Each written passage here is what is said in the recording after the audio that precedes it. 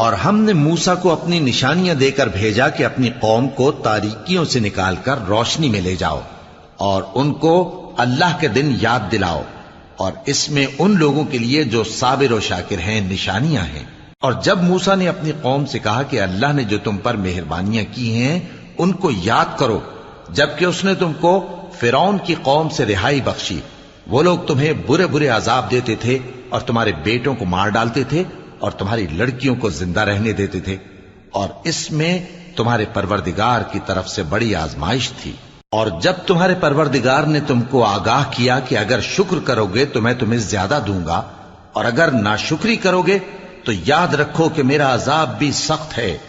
اور موسیٰ نے صاف صاف کہہ دیا کہ اگر تم اور جتنے اور لوگ زمین میں ہیں سب کے سب ناشکری کرو تو بھی اللہ بے نیاز ہے، قابل تعریف ہے۔